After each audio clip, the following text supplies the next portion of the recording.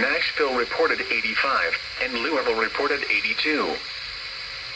National Weather Service Damage Survey for May 26, 2024 tornado event. Livingston County, Kentucky, rating, FU estimated peak wind unknown path length, or statute/unknown path width, or maximum/unknown fatalities, 0 injuries, 0 start date, May 26, 2024 start time, 7:30 p.m.